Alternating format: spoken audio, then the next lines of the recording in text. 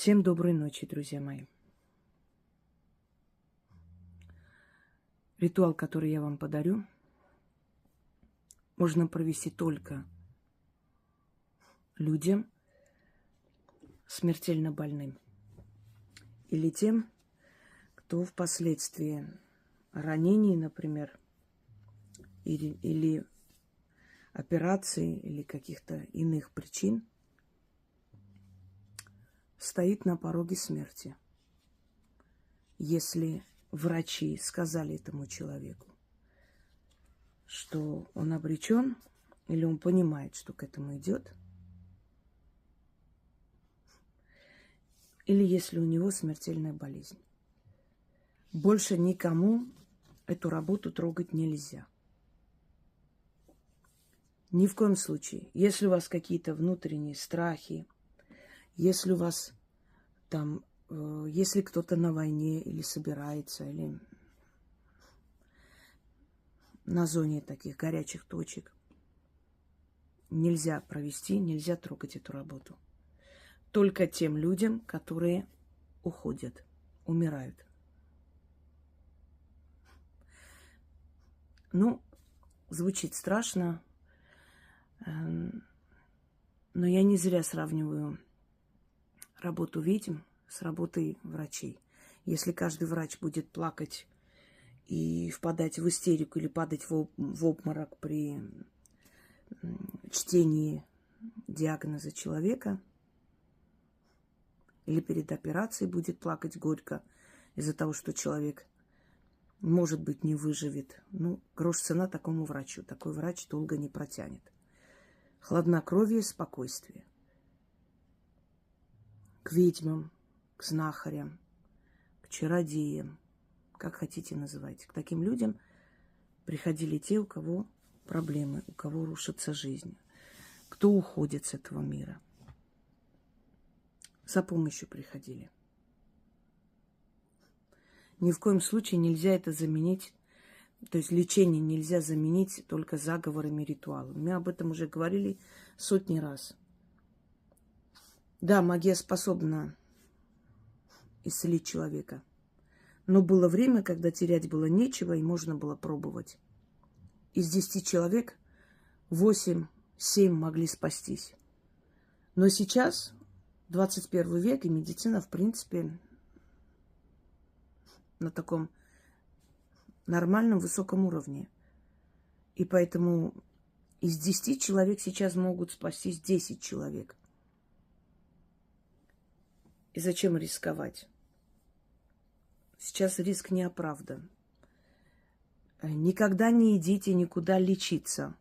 Никаким знахарем, никаким там чародеем, никаким народным целителем. Никогда. Лечитесь только у врачей, потому что только врач имеет право лечить физическое тело человека. Но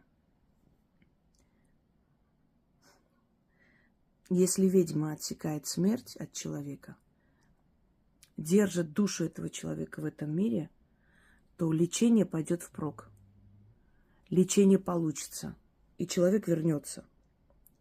Вот подобные работы – это вспомогательные работы, это спасительные работы, но врач должен лечить тело, а мои работы должны держать вашу душу в теле, в этом мире. Мои работы должны вам дать силу преодолеть болезнь. Отсекать должны силу смерти от вас. И вот, соединяя две силы, духовную и медицинскую, человек может победить болезнь. Вот о чем я говорю. Когда мне пишут, я всегда говорю, я не врач, я не лечу. Не вздумайте замещать магию, то есть лечение магией. Не теряйте время, потому что есть инкубационный период каждой болезни. Если время будет пройдено, вы либо умрете, либо останетесь инвалидом. Не ведите себя глупо. Не ходите по всяким знахарям, по всяким целителям, по всяким восточным медикам. Возьмите себя в руки. Потому что когда человек узнает, что он болен, он остается один на один со своей бедой. Родственники могут поддержать, могут нет. Хорошо, если есть родственники, которые поддерживают. Я восхищаюсь такими людьми, такими семьями, когда я вижу, что вот собрались воедино тети, бабушки, дяди, все, там мать, отец, вся родня. Вот взялись за руки, это благословенный род, и вытащили человека, спасли, выходили. К большому сожалению, не каждый человек может похвастаться такой семьей, такой поддержкой. Я знаю много случаев, когда, узнав о болезни жены, мужья заставляли переписать все имущество на них, а потом это все продавали, пока она, бедная, боролась с онкологией. Подонок вместо того, чтобы поддержать, добил ее. Забирал все. Показывали в одной из наших республик тоже сноха, которая болела, умирала, эта женщина. Молодая женщина, 28, что ли, лет.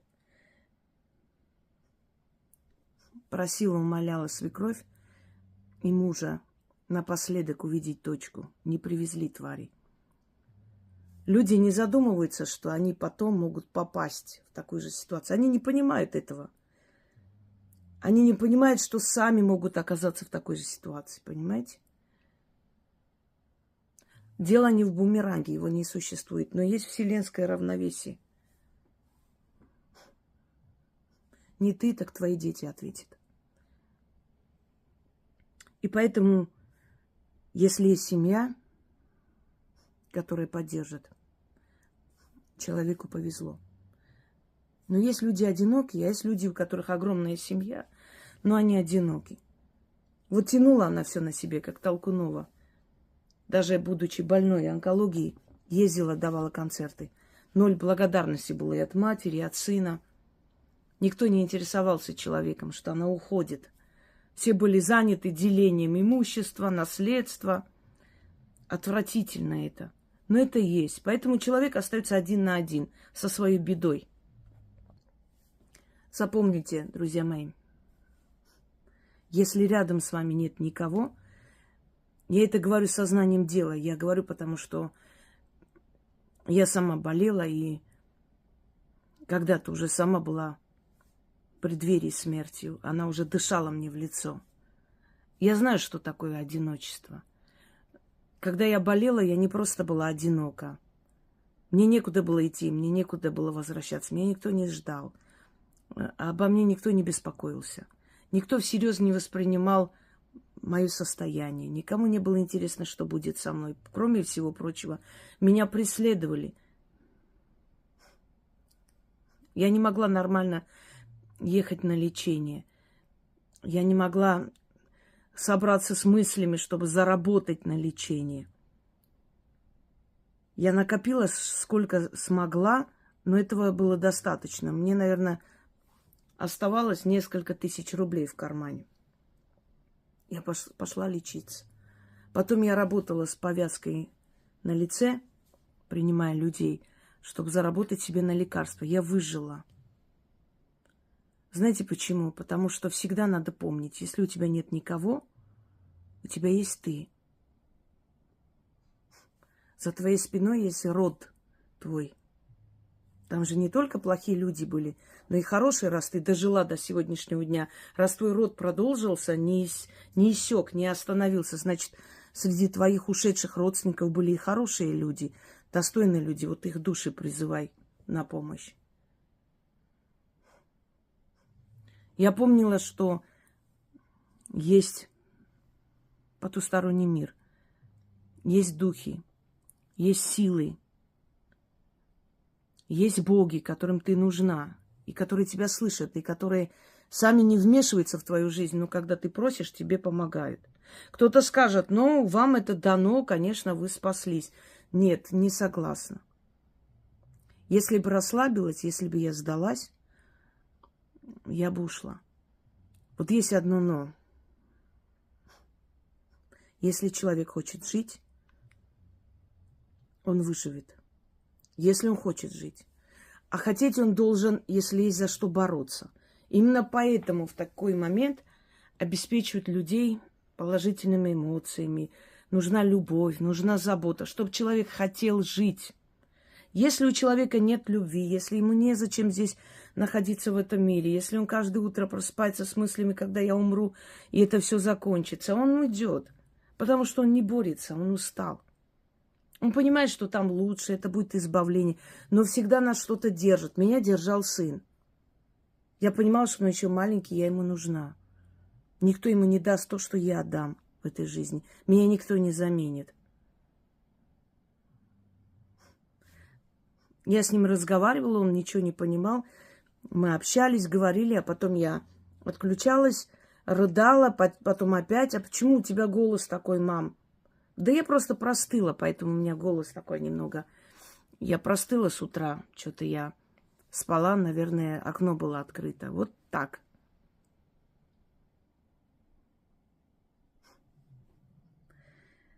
Возьмите себя в руки и боритесь за свою жизнь. Если вы понимаете, что уже выхода нет, ну, значит, уже время пришло. И даже для таких людей у меня есть лекция, называется «Тем, кому суждено уйти». Я вам объясняю, чтобы вы понимали. Я была по ту сторону, я знаю, как это происходит. Да, меня не пустили очень далеко, потому что если пустят до конца, значит, ты не вернешься. И понятное дело, все, кто вернулся с того света, каждый рассказывает свою версию. Очень много схожих элементов, одинаковых, очень много. Но каждого пустили до какого-то рубежа. Дальше нельзя. Дальше ты просто уже не вернешься. Вы не замечаете, как умерли. Понимаете как? Вот сидит человек, разговаривает и так далее. Если у него внезапно остановится сердце, или ударит инсульт, или кровоизлияние, или тромб сорвется, неважно, что бы ни случилось, он даже не поймет, что он умер. Почему души многих не уходят? Почему многие видят ушедших людей, которые внезапно умерли? Внезапная смерть, неожиданная. Это самая страшная вещь. Он не готов. Человек не готов, не знает, что это такое. Он не понимает, что с ним. Он вроде смотрит, его не видят. У него паника. Он не понимает, что он уже душа. Понимаете? Или во время аварии, например, мой знакомый сказал, они шли с женой, и внезапно, значит, КамАЗ, который, значит, тормоза там у него вышли из строя, и он начал бить машины, бить. И одна из машин отлетела в сторону, ударила его вместе с собой, во враг упали. Он говорит, я не понял ничего. Я почувствовал какое-то тепло в голове, видимо, по голове удар пришел. Тепло в голове. Поворачиваюсь, смотрю, жена стоит, люди суетятся, кричат. Она кричит. Значит, окровавленная, ее тоже задело. Я бегу ее поднимать, а я не могу ничего делать, я не могу ее касаться. Не получается ее трогать. Я кричу, Маша, я здесь, ты меня что, не видишь? Я сначала, говорит, подумал, что это у нее шок какой-то произошел, и поэтому она меня не видит. Сейчас все пройдет, все будет хорошо. Он лежал в коме, лежал, значит, сколько, 10 или 15 дней, точно не помню. Постепенно пришло осознание. Когда он увидел, что кого-то везут, я, говорю, сначала не понял, мы вдвоем были, кого везут? Он подбежал, посмотрел, он себя увидел, он ужаснулся. У него был ужас и страх, он не был готов. Не все, уходя, радостно уходят. Но я к тому, что если вы отключитесь, вы просто вот отключитесь и увидите себя со стороны всех людей. Вот это смерть. Или между смертью и жизнью, междумирие.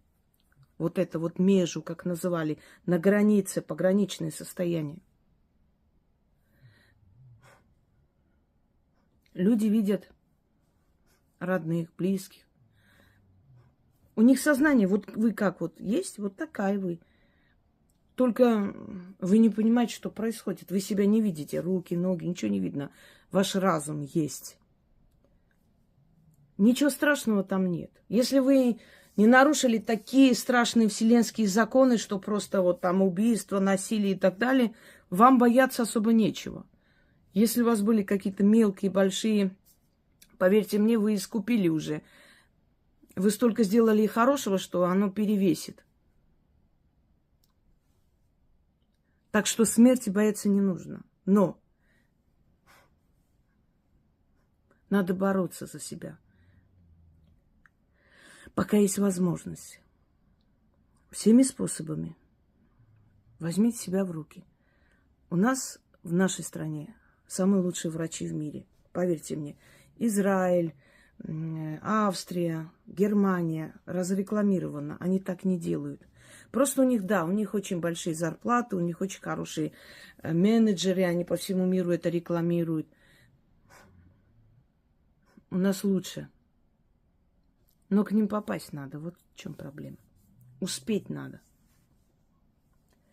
А вот чтобы успеть, чтобы ваши дороги открылись, проведите ритуалы, которые я даю. Оберег от смерти, сохран от смерти. Очень много работ, которые смогут удержать вас. Это не значит, что вы смертью повелеваете. Это вы просите, и вас слышат. Кто-то скажет, ну, если так легко, все бы просили. Да, все бы просили, но все не просят. Из человечества 10-15% только людей, которые более-менее понимают, что есть судьба, что есть потусторонний мир, что можно просить. Остальное, честно скажу, стадо. Ведомое. Как им скажут, так и будет. К сожалению, это так. Поэтому не все просят. Не все занимают богов своими просьбами. Друзья мои, издревле во многих культурах считалось, что когда человек рождается, то судьба зажигает лампаду жизни. И эта лампада горит. Сначала очень ярко, это детство. Потом менее ярко, это уже более зрелый возраст. Потом начинает потухать, это уже старость. А потом вовсе тухнет смерть. И что эту лампаду надо поддерживать. И когда мы творим добрые дела, она начинает полыхать ярче.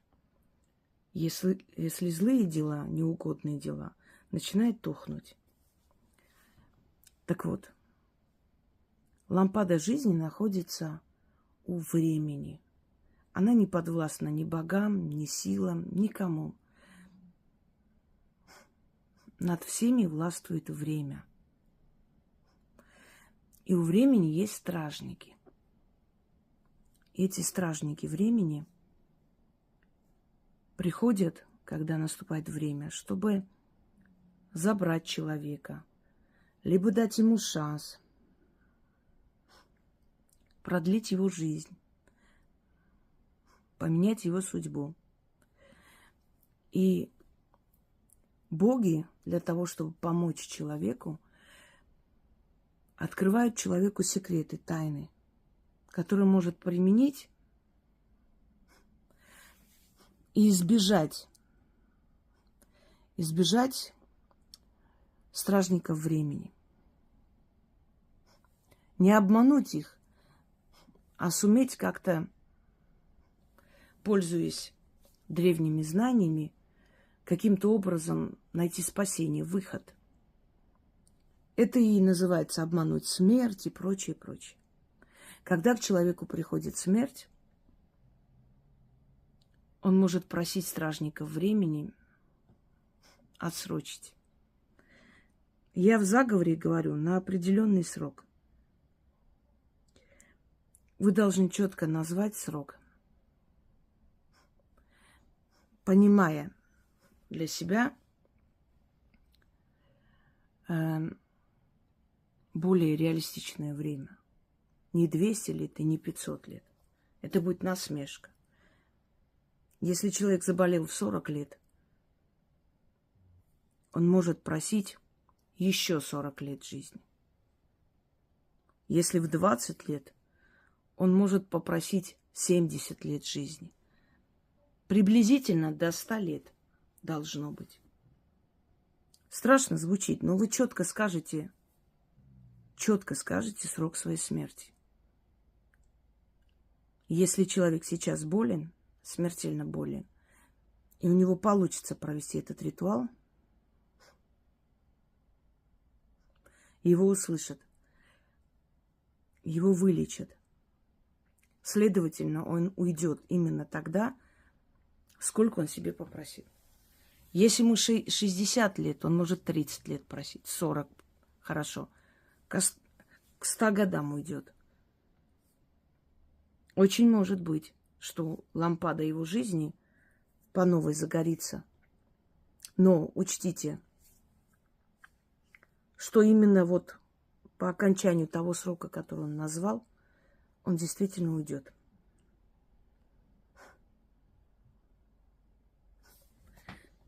Итак, берете чистую бумагу. Перед этим, я не помню, как называется эта штучка, которым берут кровь. Берете эту штучку, берете маленький пузырек, берете у себя кровь из пальца. Несколько капель. Храните в холодильнике заранее. Перед тем, как провести, 3 дня не едите мясного. Ничего. Женщина проводит женские дни, кроме субботы. То есть женские дни те дни, которые заканчиваются на А. Среда, пятница. Кроме субботы. Мужчины мужские дни.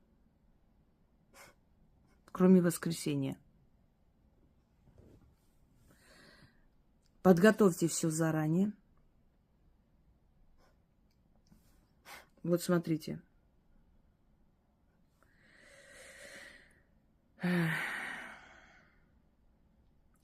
Значит, среда, пятница. Вот 2 женские дни.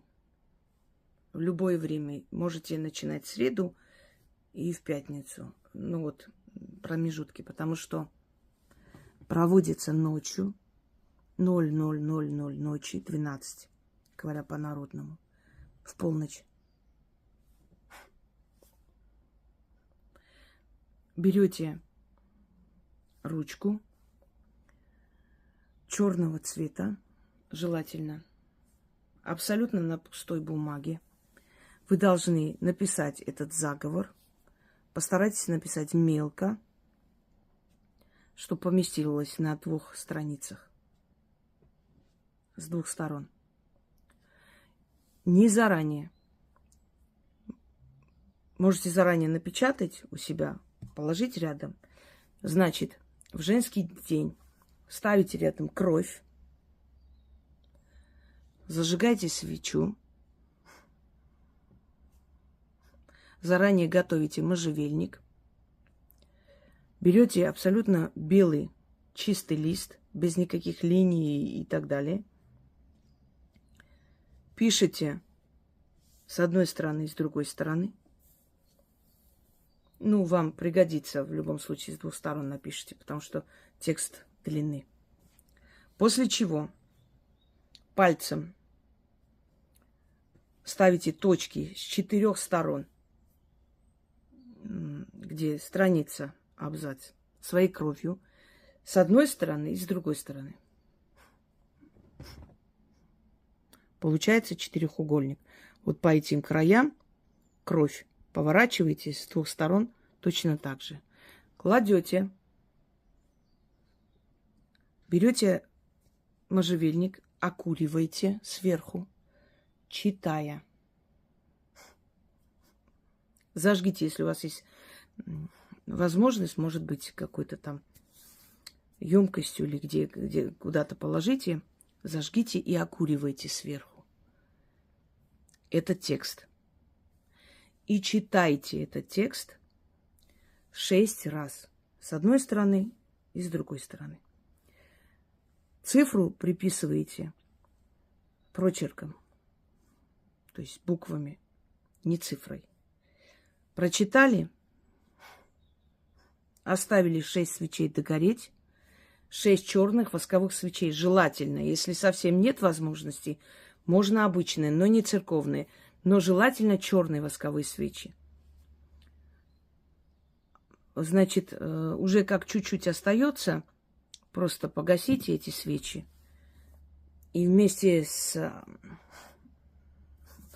истлевшей травой, когда уже все, значит, уже, погаснет, остынет и так далее. Соберите в какой-нибудь пакет. Все это сложите в пакет, спрячьте. Вы начинаете в женский день и 6 дней. Если совпадет уже между этим делом суббота, ничего страшного. Главное, не начинать субботу. Но 6 ночей кряду читайте. То есть начинаете в женский день 00:00 ночи, можжевельник, ставите кровь, чистый лист, 6 свечей полукругом, зажгли свечи. Этот текст написали кровью с 4 сторон. Напечатали, все, 1 раз пишите. Далее зажигайте можжевельник, окуривайте, читайте этот текст с одной стороны, потом с другой стороны 6 раз. Оставляйте все истлеть, гасите потом свечи, огарки свечей, ждете, пока догорит трава. Все это собирайте в один пакет, храните, потому что все вместе надо будет вынести за все 6 дней. Запаситесь этим можжевельником на 6 дней, по 6 свечей каждый день, 6 дней кряду вы должны это сделать, не прерывая. 00:00 ночь. Следующая ночь, точно так же, полночь садитесь, уже читайте, ничего не пишите. Естественно, и кровь не надо капать, ничего. Оно у вас сделанное, вы просто этот текст храните отдельно.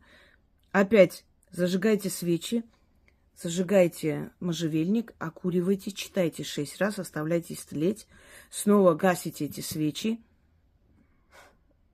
Этот можжевельник, уже сгоревший, пепел, собирайте в тот же пакет, точно так же складываете и прячете вместе с текстом. Текст, конечно, отдельно. И вот так 6 ночей кряду. После кладете это под матрас, под свою подушку. Если вы спите не одна, ничего страшного. Под свой матрас и под свою подушку кладете. Ничего не делайте с этим. Не сжигайте. Даже если вам сказали, что вы вылечились, куда-нибудь этот текст спрячьте. Пусть он будет. Пропадет, ничего страшного. Значит, оно само пропало, значит, оно уже не актуально. Но вы сами ничего не делаете. Никому не давайте смотреть, никому не давайте читать. Объясните, что вы должны что-то провести, чтобы вам не мешали. 6 ночей кряду, начиная с женского дня. Первый день пишите, после кровью, значит, ставите вот эти 4 угла с одной стороны, с другой. Потом можжевельник, окуривайте, 6 раз прочитали, все это. На 6-й день, когда уже дочитали, то есть, точнее, на 7-й уже,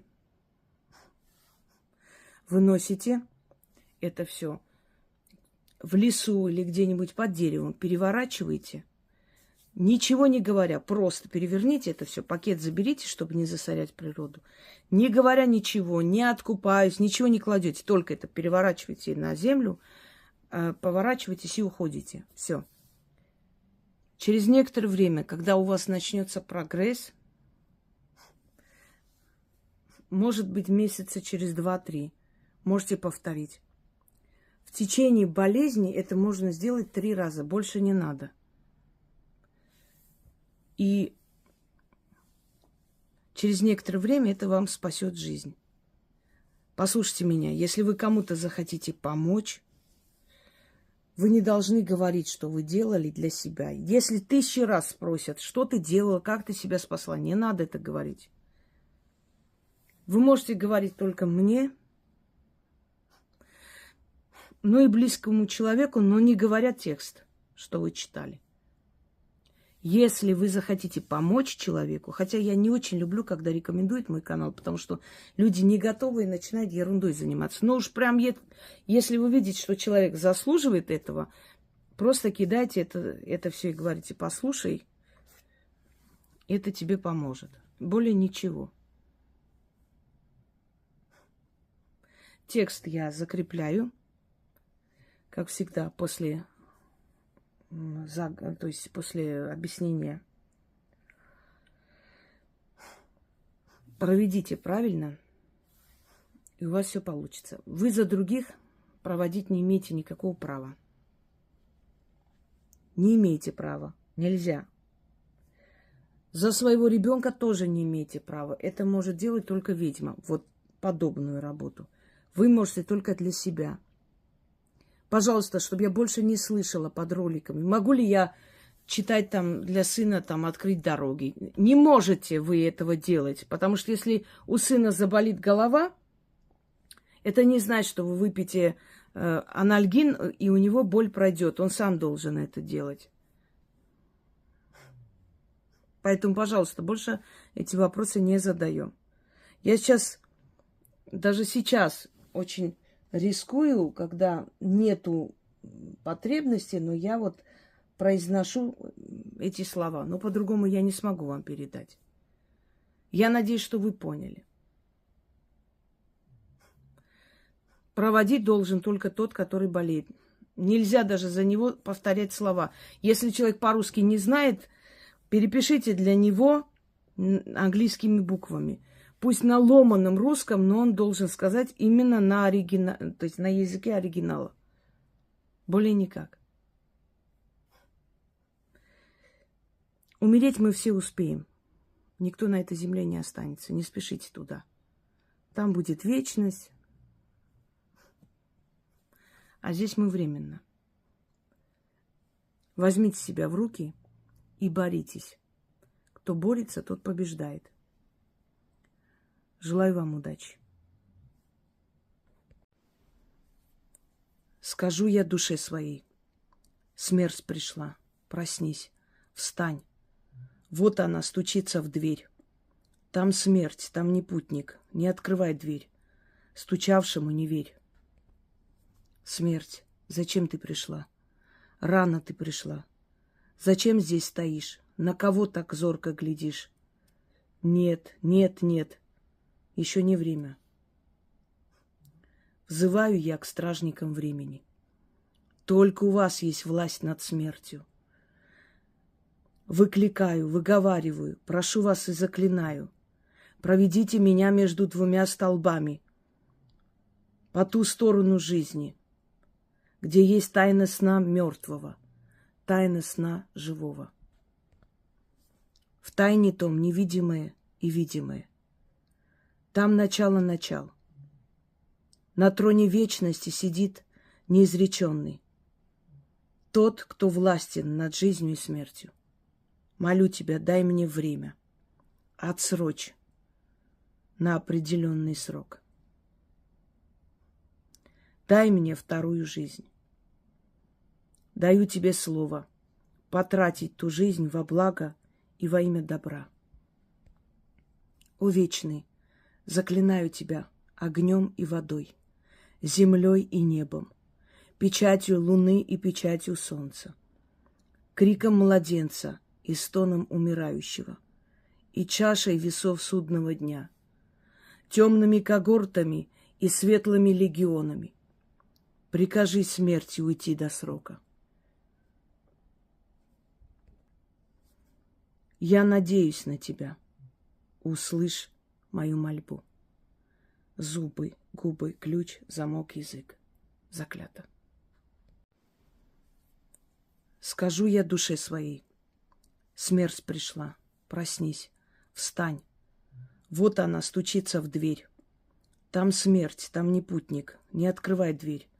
Стучавшему не верь. Смерть, зачем ты пришла? Рано ты пришла. Зачем здесь стоишь? На кого так зорко глядишь? Нет, нет, нет. Еще не время. Взываю я к стражникам времени. Только у вас есть власть над смертью. Выкликаю, выговариваю, прошу вас и заклинаю. Проведите меня между двумя столбами, по ту сторону жизни, где есть тайна сна мертвого, тайна сна живого. В тайне том невидимое и видимое. Там начало начал. На троне вечности сидит неизреченный. Тот, кто властен над жизнью и смертью. Молю тебя, дай мне время. Отсрочь на определенный срок. Дай мне вторую жизнь. Даю тебе слово потратить ту жизнь во благо и во имя добра. О вечный, заклинаю тебя огнем и водой, землей и небом, печатью луны и печатью солнца, криком младенца и стоном умирающего, и чашей весов судного дня, темными когортами и светлыми легионами. Прикажи смерти уйти до срока. Я надеюсь на тебя. Услышь мою мольбу. Зубы, губы, ключ, замок, язык. Заклято. Скажу я душе своей. Смерть пришла. Проснись. Встань. Вот она стучится в дверь.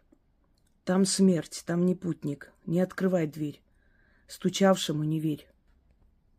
Смерть, зачем ты пришла? Рано ты пришла. Зачем здесь стоишь? На кого так зорко глядишь? Нет, нет, нет. Еще не время. Взываю я к стражникам времени. Только у вас есть власть над смертью. Выкликаю, выговариваю, прошу вас и заклинаю. Проведите меня между двумя столбами, по ту сторону жизни, где есть тайна сна мертвого, тайна сна живого. В тайне том невидимое и видимое. Там начало начал. На троне вечности сидит неизреченный. Тот, кто властен над жизнью и смертью. Молю тебя, дай мне время. Отсрочь на определенный срок. Дай мне вторую жизнь. Даю тебе слово потратить ту жизнь во благо и во имя добра. О вечный, заклинаю тебя огнем и водой, землей и небом, печатью луны и печатью солнца, криком младенца и стоном умирающего, и чашей весов судного дня, темными когортами и светлыми легионами. Прикажи смерти уйти до срока. Я надеюсь на тебя. Услышь мою мольбу. Зубы, губы, ключ, замок, язык. Заклято. Скажу я душе своей. Смерть пришла. Проснись. Встань. Вот она стучится в дверь. Там смерть, там не путник. Не открывай дверь. Стучавшему не верь. Смерть, зачем ты пришла? Рано ты пришла. Зачем здесь стоишь? На кого так зорко глядишь? Нет, нет, нет. Еще не время.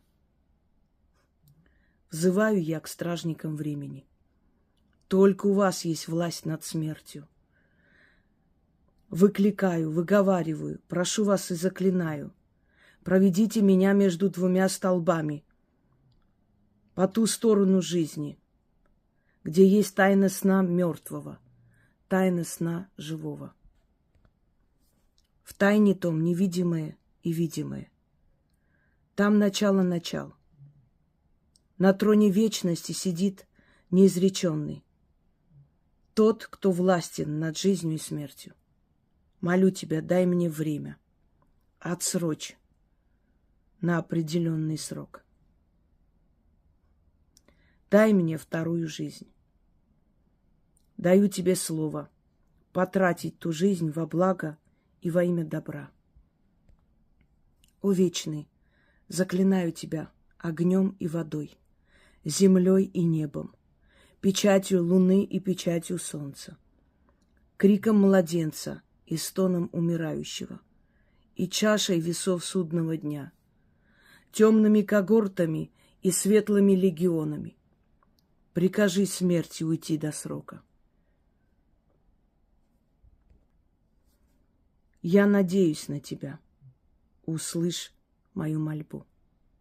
Зубы, губы, ключ, замок, язык. Заклято.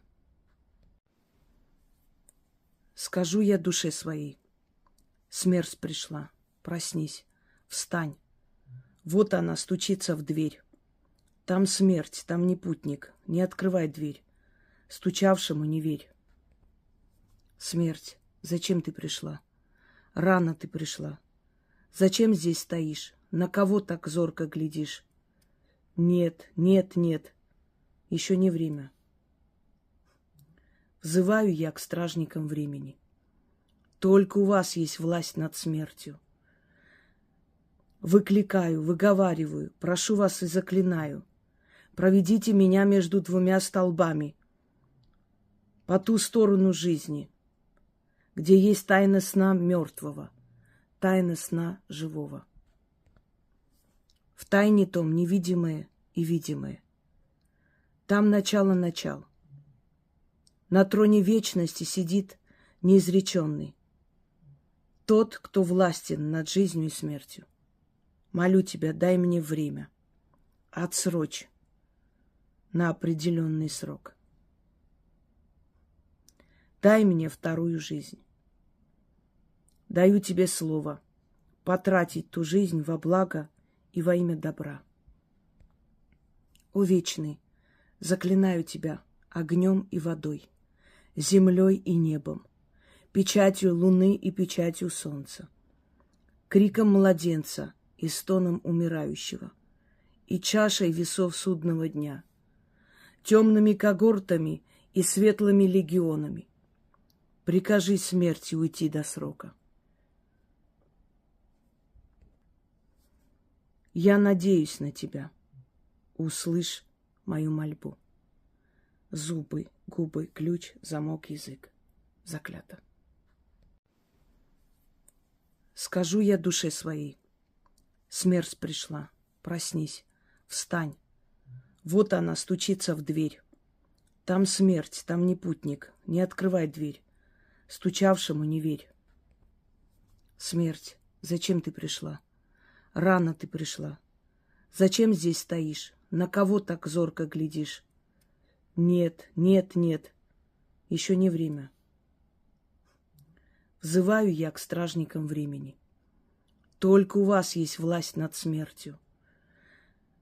Выкликаю, выговариваю, прошу вас и заклинаю. Проведите меня между двумя столбами, по ту сторону жизни, где есть тайна сна мертвого, тайна сна живого. В тайне том невидимое и видимое. Там начало начал. На троне вечности сидит неизреченный. Тот, кто властен над жизнью и смертью. Молю тебя, дай мне время. Отсрочь на определенный срок.